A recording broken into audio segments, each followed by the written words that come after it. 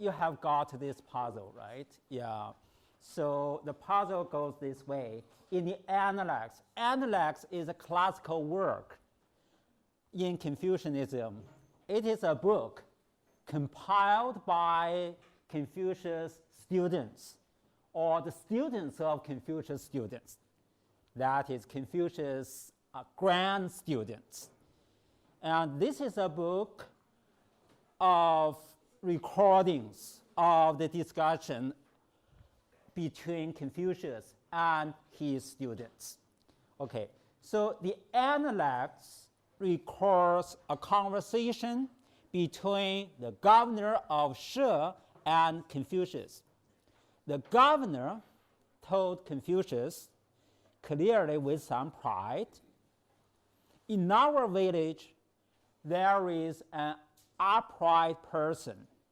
His name was Gong.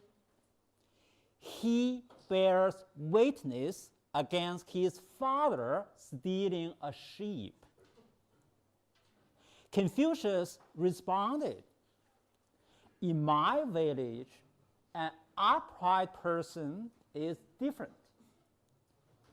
Father does not disclose son's wrongdoing, and son does not disclose father's wrongdoing, and the uprightness lies in it. So here we have a debate, right? A debate between the governor and Confucius. This is a debate about what is the essential meaning of gong, right? Okay. What does it take for a person to be upright? An upright person. An upright person discloses his father stealing a sheep. Is it an upright person? Or an upright person covers his father stealing a sheep? Confucius took the second position. The governor held the first position. How do we justify, or how do we make sense of the debate between the two? So the question is, where does the uprightness lie? The uprightness lies in it. What does it refer to? So those questions we bear in mind as we go along talking about Confucius philosophy. We will try to get those questions dissolved rather than solved. Sorry, we try to get the puzzle dissolved rather than solved. Underneath, there does not exist a puzzle. On surface, there seems to be a puzzle here. Okay. Now, well, Confucius is well known, right? Yeah. We all of us know something about him, right? Okay. He was the founder of Confucianism. He put forward a lot of ethical principles, principles of education, and he helped to reconstruct a certain politics. And his thought is systematized, and we call that Confucianism. And in academic circle, a group of people they claim to be Confucians. They hold position of Confucianism. Okay. Maybe Confucianism is most popular in East Asia. Okay. Of course, in Vietnam, right, you also have Confucianism. Yeah. Okay. Now, let me go back to the history of China. I want to draw a line. I want to give you a sense of how a certain society is formed, or what is the principle on which a certain society is built. The first example, or the first instance of history I chose is the Shang dynasty. In ancient China, at the very beginning of China's history, there are 3 dynasties: the Xia dynasty, the Shang dynasty, and the Zhou dynasties. Yeah. And today, people debate on whether or not those dynasties go one by one, go one after another, or 3 dynasties co-occur, or 3 dynasties were concurrent. That is a debate. That is debate in history. But in our course, I focus on the idea how in the Shang dynasty, or roughly speaking at that time, a certain system, political system, or the proto-political system, because that was not a perfectly constructed system. Okay. And here I have this is a pyramid, right? This is a pyramid. And you see a structure in a pyramid that is hierarchical structure. Within this structure, I gave 3 layers or 3 classes. Okay. On the very top is high God. And then in the human world, you have king and subjects. Okay. So in the Shang dynasty, people worship ancestors. When ancestors are dead, they dwelt in a different realm. They dwelt in the numinous realm, or in the divine realm. Numinous. Okay.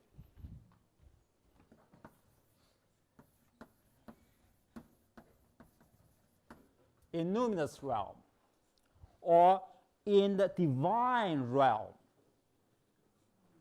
And each family, they will worship their own ancestors. Among those families, there was a royal family. That is the most powerful family. And this royal family had also their ancestor. And the ancestors of the royal family, they had some privilege, unlike the other families. They have privilege of communicating directly with the God, especially with the high God. Because there was a direct communication between the ancestor of royal family and the high God, the royal family can get some message from the high God. And this message people usually call heavenly mandate. A mandate, right? A law divine message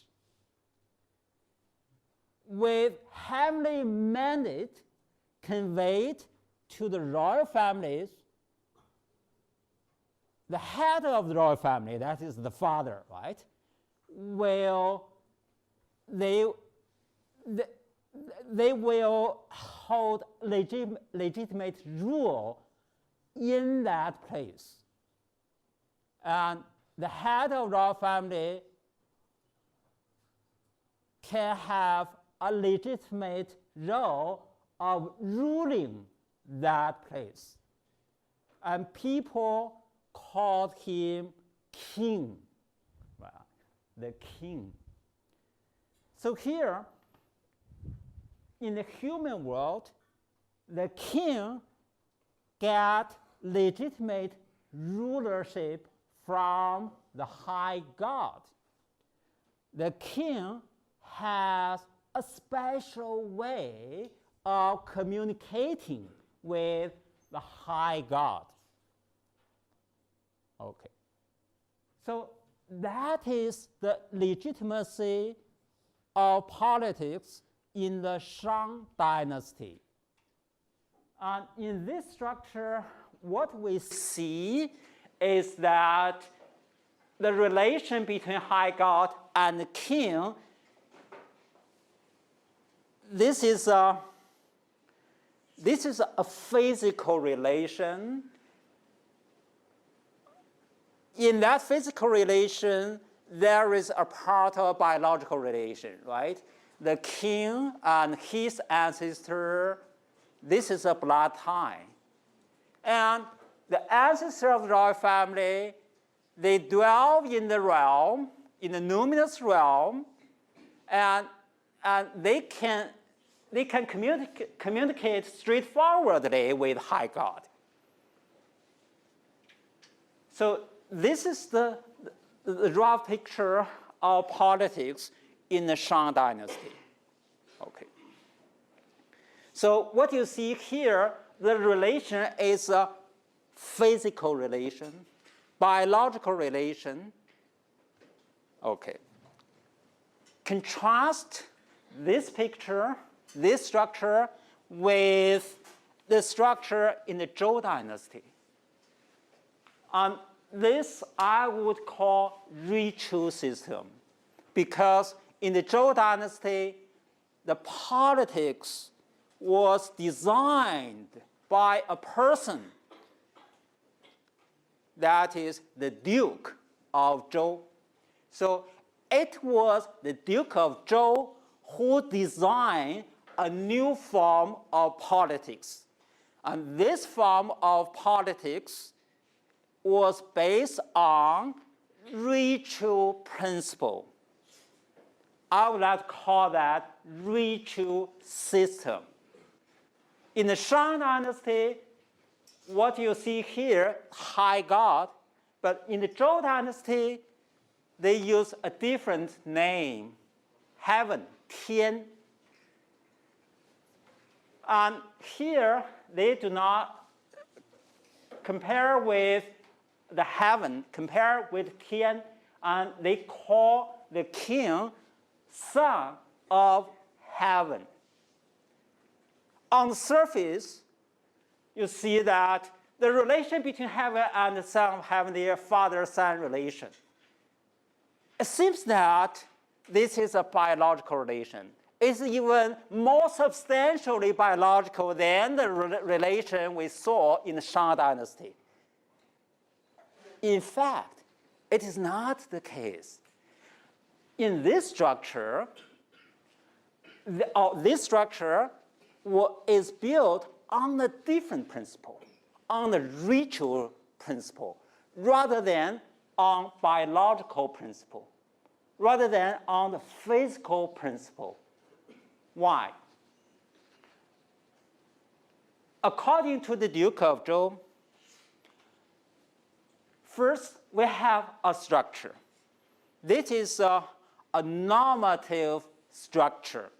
That is, in that structure, you have a hierarchy, a hierarchical arrangement. And at different level of the structure, you have different places. Together with those places, there go the role. So you will assign persons to the places, to the positions in this structure. So first we have a structure. This is an abstract structure, just like mathematics, mathematical structure. And within that structure, what you see is the relations between different positions. This we call role relation. For example, a position over here has a certain relation with a position over here. Another relation with the position over here. What matters is not the persons, it's the position, where you are in the structure. That determines how powerful you are in that community. So, in this position, you assign a being, the most powerful being, heaven. And in this position, you assign another being, human being in this case. And you call this person son of heaven. But that is not a biological relation. This is a symbolic relation. That is, the role the heaven has is related to the role of the king. The relation between them is like father-son relation. So this father-son relation is defined in the structure. This is not a biological father-son relation.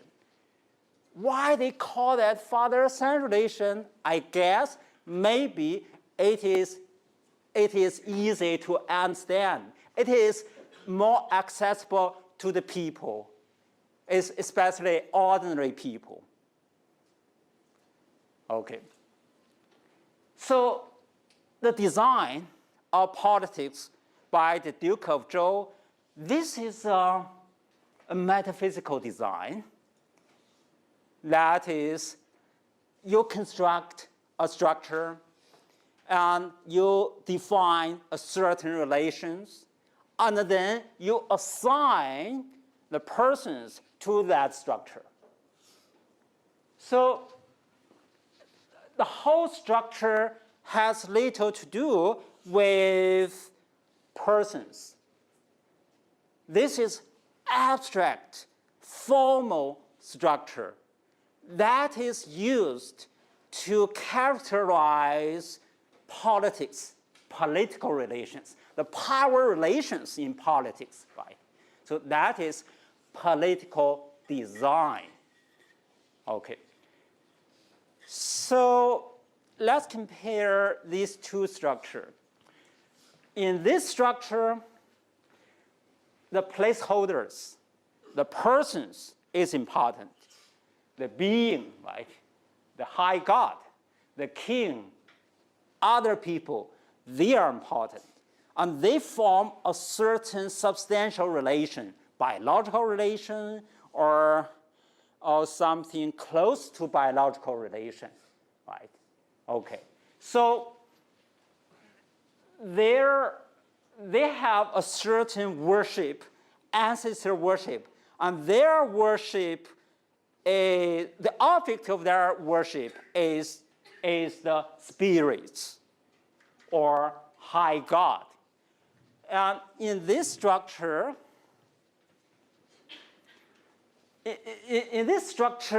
what people worship is not a specific being or a specific object.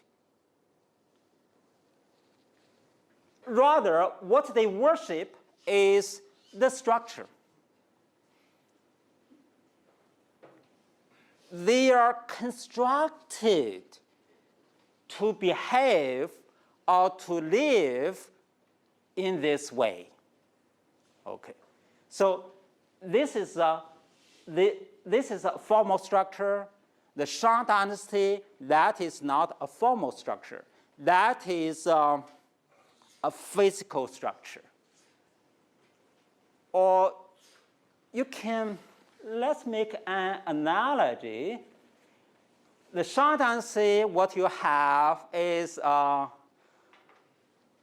physical structure or a structure in physics.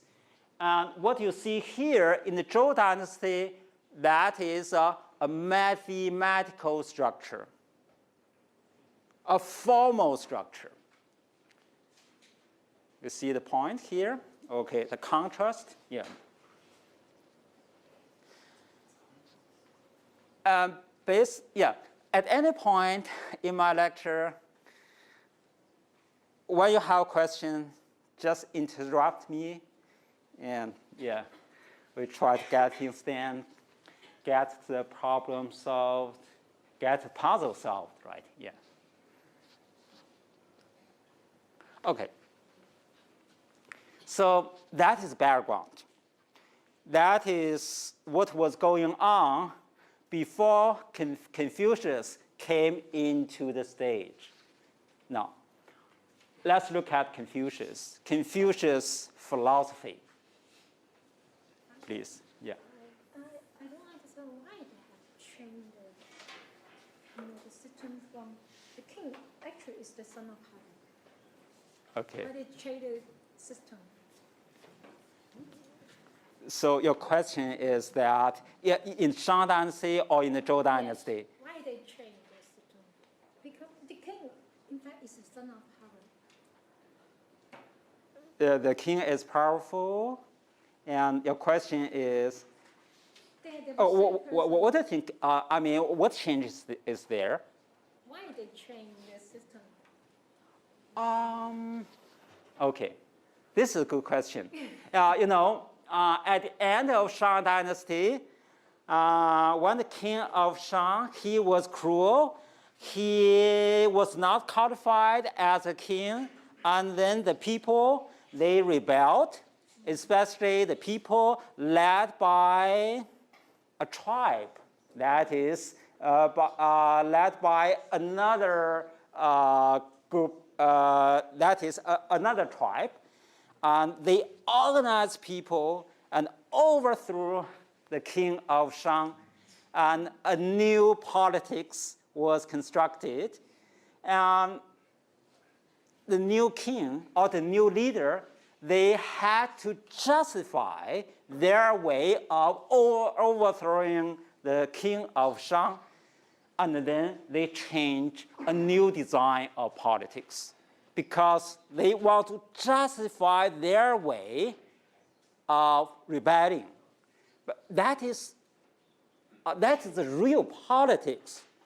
But the design given, the political design given by the Duke of Zhou was even more metaphysical. It is a principled way of constructing a new politics. It has little to do with real politics.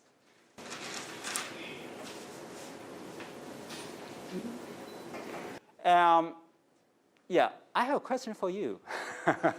Okay, just now you mentioned change. What do you mean by change? What changed between the Shang dynasty and the Zhou dynasty? What do you think the change is there?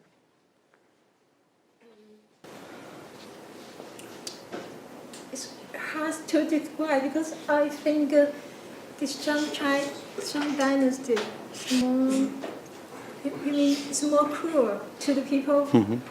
In the Zhou dynasty is, some kind of message or be kind to the people and get people together. Yeah. So what is the change you find between the two structures? I don't know. Yeah, just now the question you mentioned changed. Yeah, what's that? Why did change? Something like, actually the Son of Heaven actually is the King. So this different system. Oh yeah. Yeah, okay. The Son of, why they use the Son of Heaven instead of King, right? Instead of King. Okay, good. Good. Okay, yeah. High God. Yeah. Well, the Zhou people, the people in the Zhou dynasty, they did not want to inherit the term from the Shang dynasty. They want to change a new label. They do not call the God like High God, Shang Di. Rather, they try to use a different term. In this case, we call it Tian, right? So, yeah, I guess the King Wu or even the King Wen, they try to create a new form of politics or a new dynasty. And then they can get people into the new dynasty. If they remain the same as what the people in the Shang dynasty did, they will get people disappointed, right? Yeah. Maybe that is, I guess that might be the motivations for the people of Zhou dynasty, especially the King Wu or King Wen, yeah, to use the different labels rather than king, rather than high God. Yeah. Okay. Okay. Yeah. Thank you. Yeah. Any more questions?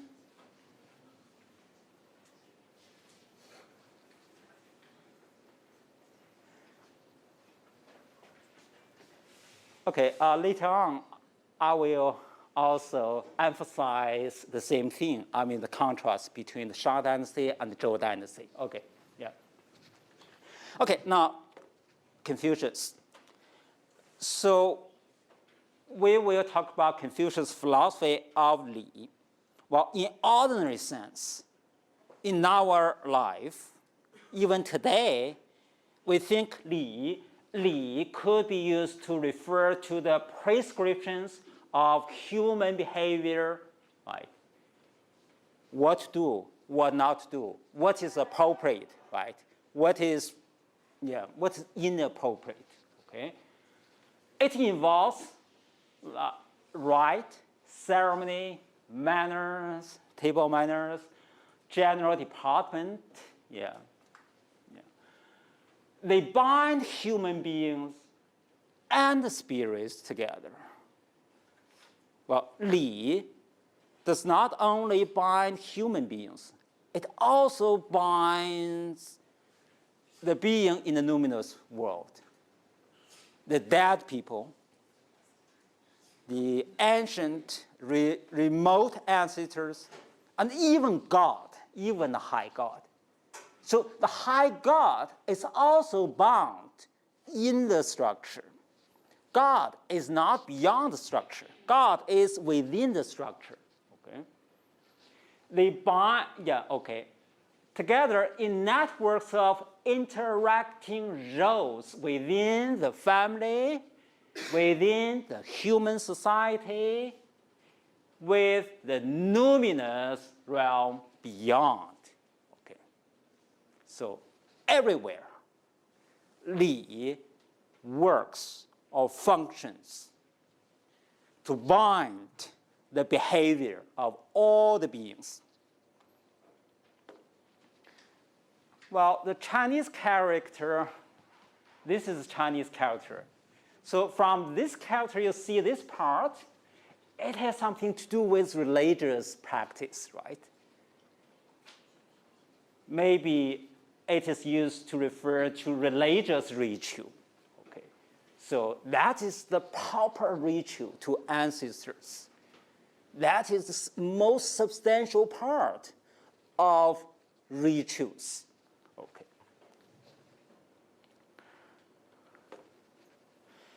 So Li primarily involves the behavior of persons who are related to each other in terms of role, status, rank, and position within a structured society. You see, this has close relation with the Duke of Zhou's political design. It is a relation of roles, ranks, positions, rather than the physical beings, no. It is not relations of the physical entities. It is relations of roles, ranks, positions. So it has a lot to do with normativity. The moral role, social role, religious role, political role. So those are the normative realm. Right?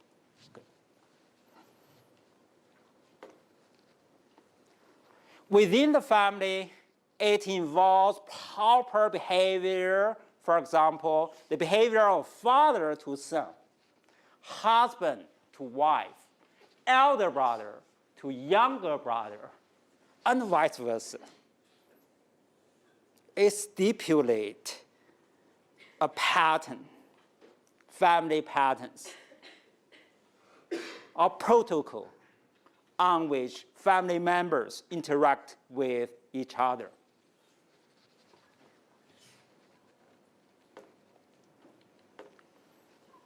Okay, now let's concentrate special role played by father. Okay. On one hand, the father is required to perform, to behave, to perform in accordance with familial order. So the family is a normative realm. In this normative realm, you see everything is in order, right? Okay. So the father, he is supposed to behave in accordance with familial order. On the other hand, his performance of that role in a particular manner keeps the whole family in good order. So you see the difference between the two roles played by the father. So the father has two roles to play. Role performer, right? Just like the other family members, right? And he has the other role, that the keeper of the familial order. With the father in place, the family is constructed. So father is special in the family. We call the head of the family.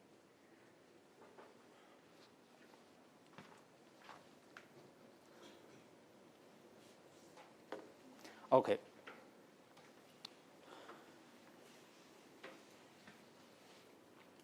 Let's go back to the definition of Li, not definition, yeah, let's go back to investigation of Li. The system of Li, yeah, Li within the family, Li within the society, Li even beyond, right, in the numinous realm, okay. The system of Li presupposes the proper networks of hierarchy and authority. First, you have structure. You have hierarchical structure. In this structure, you see authority. You see hierarchy. That is definition of structure. This is a pyramid. So in order for Li to work in this structure, you have to presuppose existence of authority and hierarchy. On the other hand, Li reinforces the proper networks of hierarchy and authority.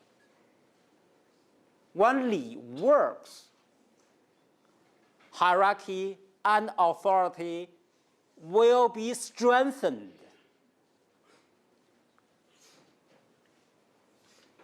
So here Li works in different ways, right? Family. The ideal family is the ultimate source of all those values which humanize relations of authority and hierarchy. Authority, hierarchy, they are something we take for granted. They are not something we try to get rid of. We have to face the reality, maybe political reality, and here this is ritual reality. What we do is not to get rid of them. Rather, we would find a way of respecting hierarchy and authority. And how, in what way, we can humanize the relations of authority and hierarchy? Family. Family is the ultimate source. From family, we can get the values to justify existence of authority and hierarchy. And the humanization of relations of authority and hierarchy is in fact a form of civilization. So this is the fundamental facts, or not fact. This is the fundamental principle. This is the very basic principle of Confucianism. We accept authority and hierarchy, and we try to find a way of humanizing hierarchy and authority. And according to Confucius, that way of doing things is a form of civilization. This is not barbaric. This is civilized. This is a civilized way. This is a civilization reality, right? Yeah.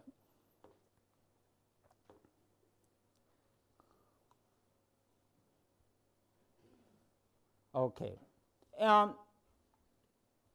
Ontologically, right, when we try to justify what politics is like, we find source from family. And epistemologically, the moral cultivation, we want to become more and more moralized. This process we call moral cultivation. The moral cultivation comes naturally in the family. Why? In that the relations of authority and hierarchy are accepted within the family and exercised not through reliance on physical coercion, but through the binding power of ritualization of family life. Well, the ritualization, well, this is the point we need to take notice of. Why? Because according to Confucius, or I guess even according to the Duke of Zhou,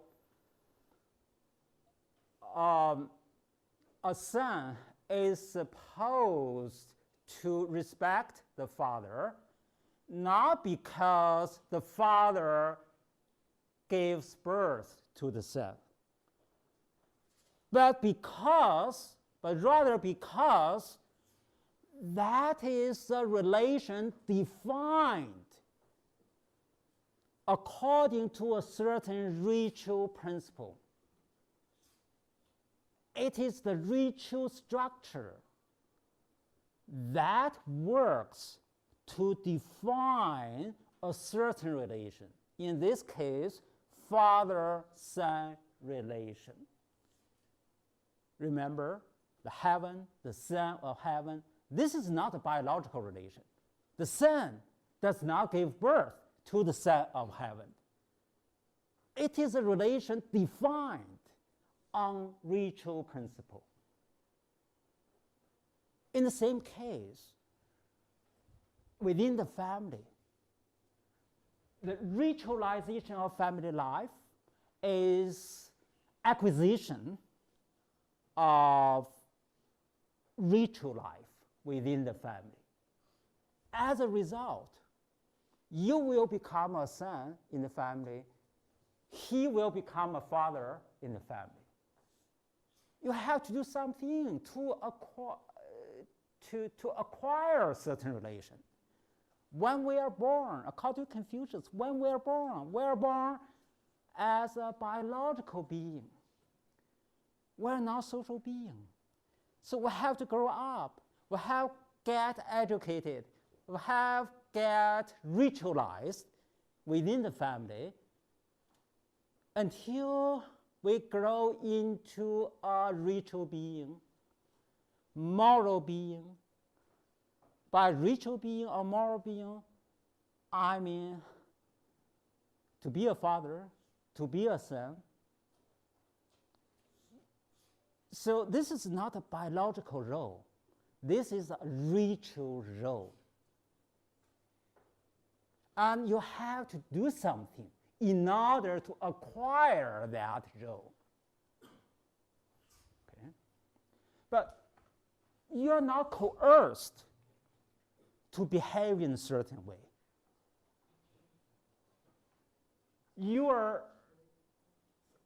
very naturally, subconsciously, you will behave as a son in the family. He will behave as a father. This is a very natural process. So that is the environment of family. This is a perfect environment where morality can be constructed. Morality can be cultivated. Okay. So family life provides a source for redeeming a decayed society. So here Confucius, he provided a methodology to solve the problem like social decay. It is within the family that we find the root of social values. As a matter of fact, family is the smallest social unit. A son, a father, a wife, husband, elder brother, younger brother, they are not biological roles. They are social roles. They are the roles you acquired in the process of individual growth.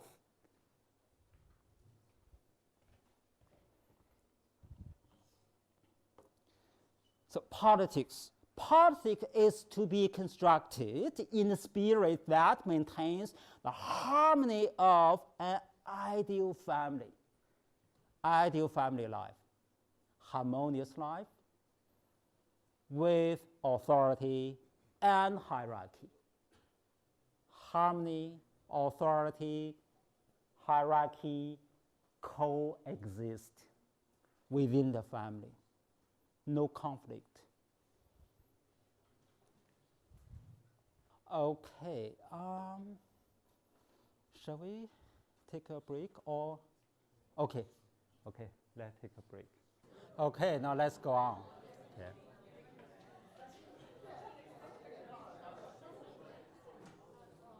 Just now, we finished talking about Confucius' philosophy of Li.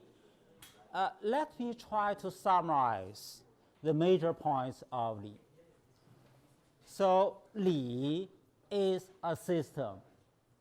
This is a system designed first by the Duke of Zhou and then developed by Confucius. So this is a structure designed or defined by someone. First, you define a structure, and you stipulate within the structure roles, ranks, positions, and the relation among those roles, ranks, and positions. So all those things are defined or designed a priori. That is, this is not something you observe. This is not something you find out from the real politics or from the real ethical life. No. This is something people design. This is a utopia, right? Ideal form of a certain social structure. Well, Confucius tried to relate this design, this definition, with something that happens in the real life, that is in the family life. In the family life, we see very conflict between something normative and something natural. We find the two aspects coexist harmoniously. And then Confucius, he tried to infer, he tried to deduce the general principles for a certain normative realm to be established. Okay.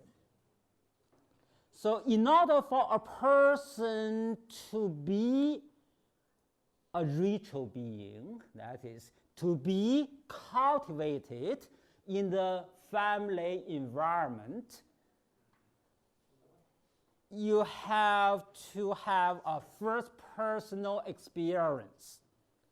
In my family, I am a father, a son, a husband. So that is the real thing I do in my life. Right? Something I imagined. What I do, what I try to do, I try to make it more and more perfect. Right? Which I try to make it closer and closer to the design by the Duke of Zhou or Confucius. Right? Okay, so that is the Li system.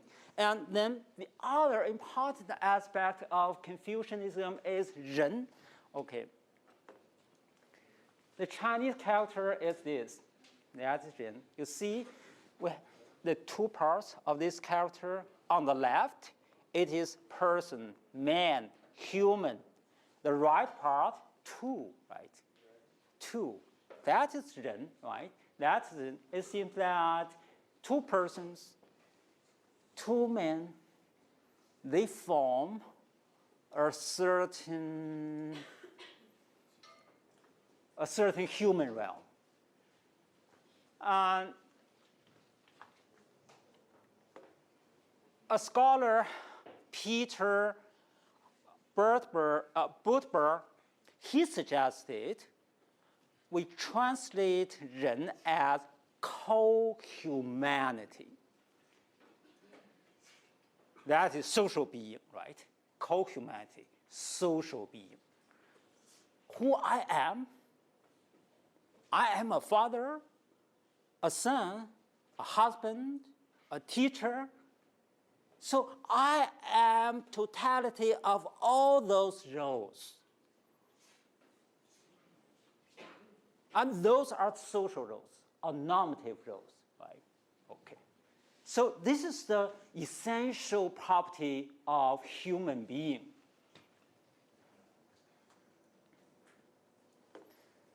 Ren is an essential property of human being which can be detailed as social being, right?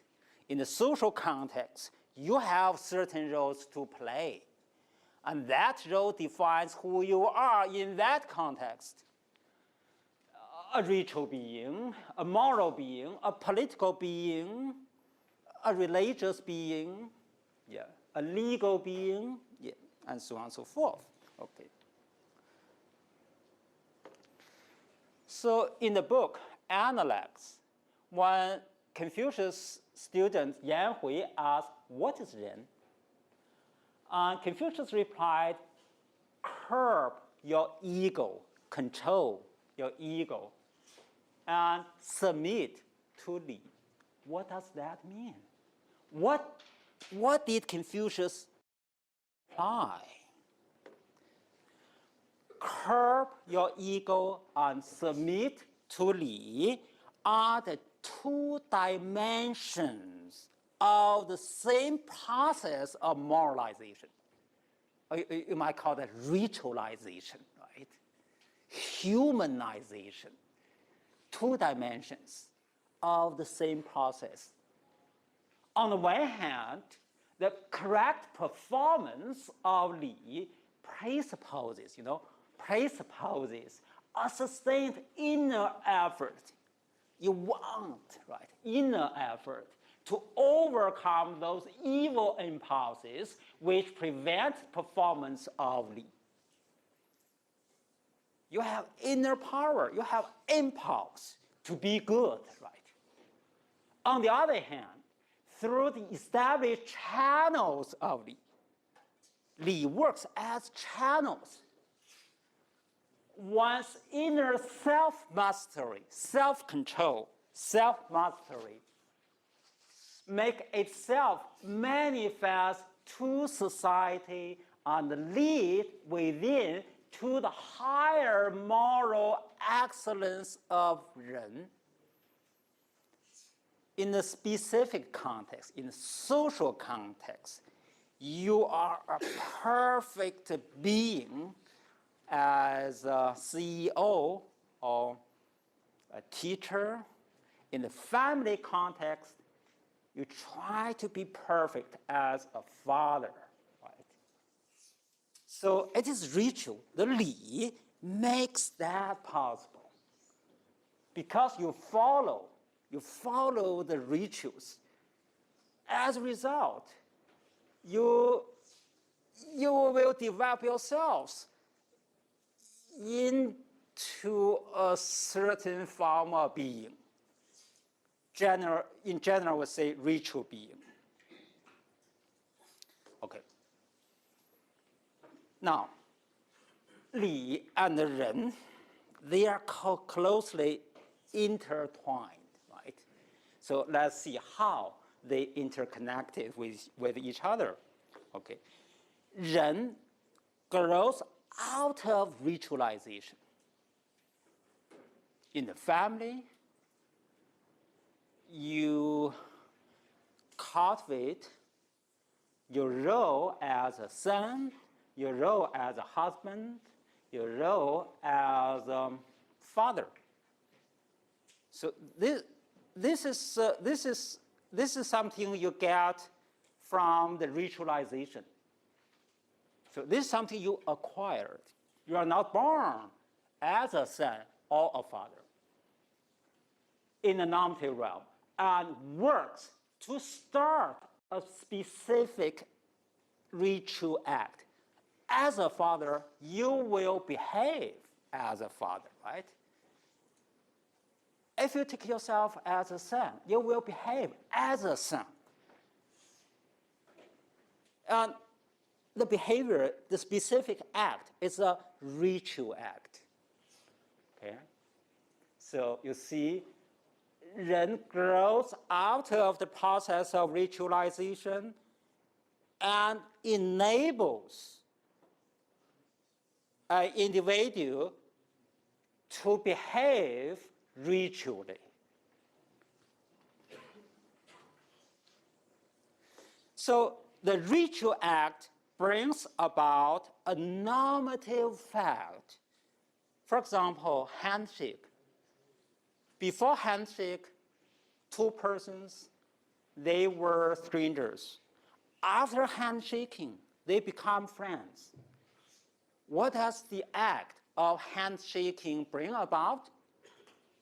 The act of handshake brings about a new fact, a new social fact, interpersonal fact. Two persons become friends. This normative fact then adds to the normative inventory. So we live a life of normativity. This is an inventory of normativity, which can be used to provide a context of ritualization. And then we will become more and more ritualized, more and more educated in moral terms, will become more and more socialized, right? Yeah. So this is an example of handshake, right? With handshake, you can see this. So I will not go into the details of this. Yeah. Okay, again, family is the normative source. Family provides the fundamental source for normativity. Now, I want to reiterate what we talked about at the very beginning of today's lecture. Ancestor worship is established within a ritual community of family in the Shang dynasty. Ancestral spirits of royal family have privilege of direct communication with high God, and from this they derive the political authority. Ancestral spirits of other families provided the ethical norm for the whole family of ordinary people. And Shang people's ancestor worship was based on blood tie or biological relation. Right? Okay. In contrast, in the Zhou dynasty, ancestor worship was given a more formal interpretation. Ritual structure of family provides normative order, where hierarchy and authority can be accounted for. Ancestor worship is based on ritual relation rather than biological relation. Okay, so this is the breakthrough of the Zhou dynasty. And Confucius, he followed the Zhou dynasty, taking ritual structure of family as the basis on which ethics, politics are constructed. Okay, so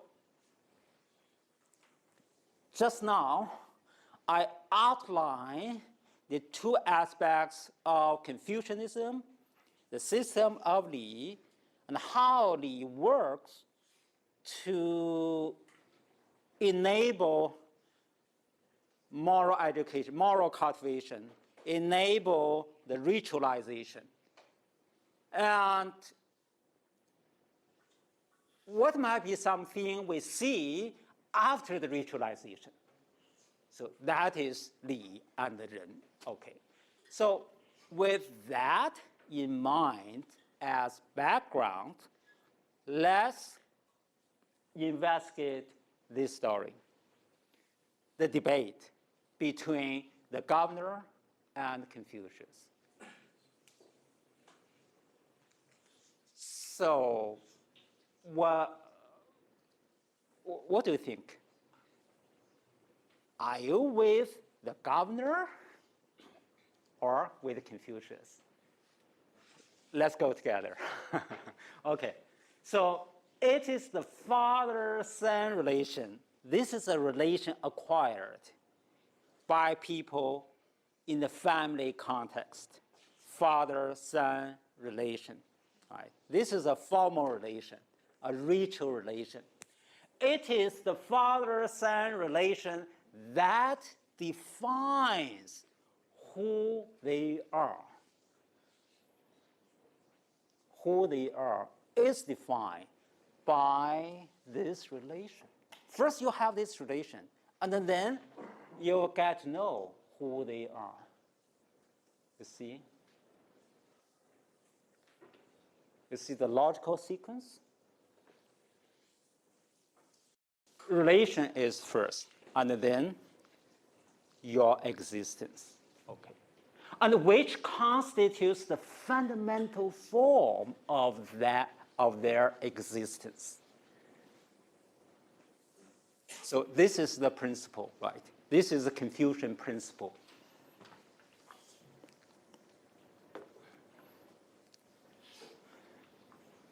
In an existential sense, individual life unfolds naturally in the given context, in the family context.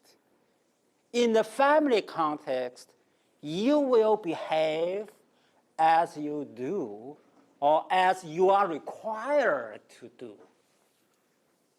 In the family context, the son is supposed to cover the father's theft of sheep. And that shows who he is. He is the son. He plays the role of son in the family context. Otherwise, it does not make sense for his existence. Well, in an existential sense, you do things that shows your existence. If you do things otherwise, in other ways, you will become a different person because you assume a different role. For example, if you disclose the father's theft to the government, then you will be not the son. You will be other people. Okay.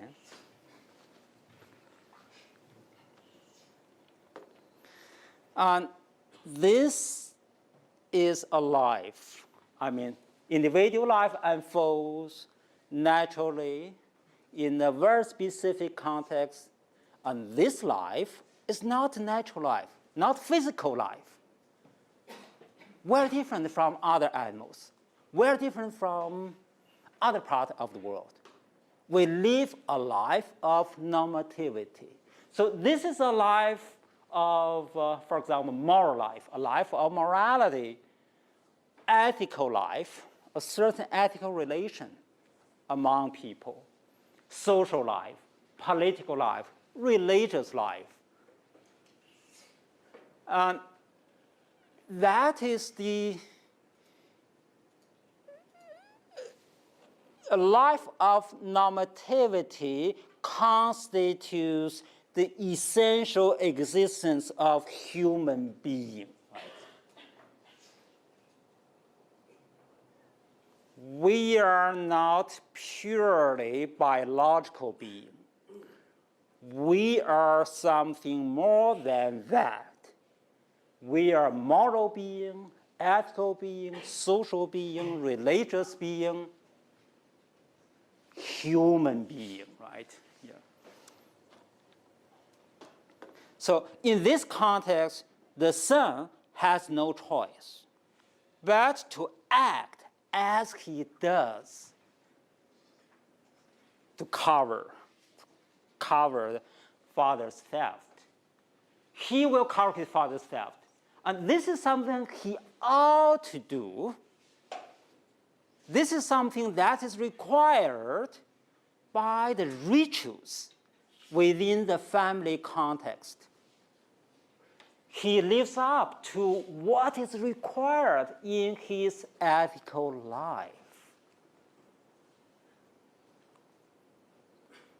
So that might be the way of justifying Confucius' position. What do you think? Is it fair? Is it reasonable?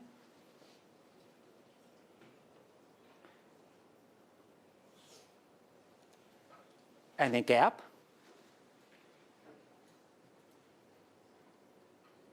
Anything wrong?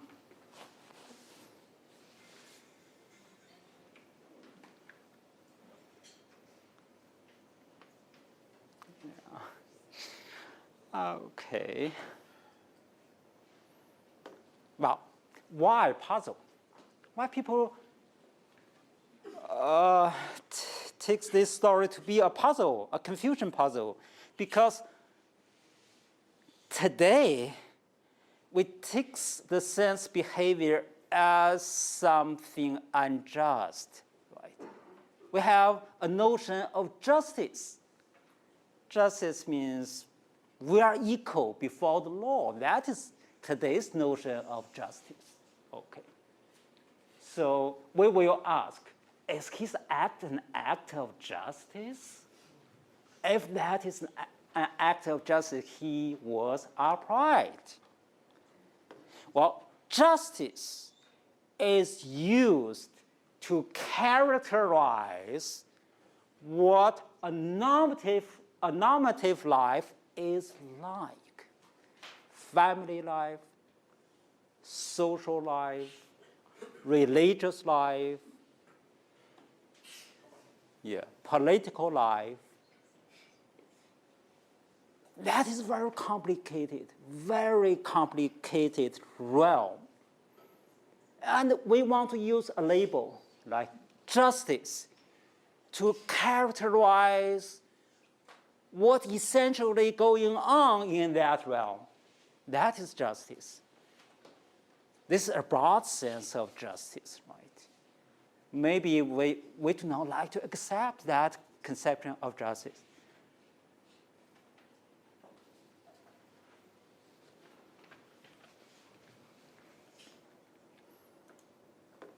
So, at a very fundamental level, there's no puzzle, no conflict between justice and care for the father. What do you think? Is there still a puzzle?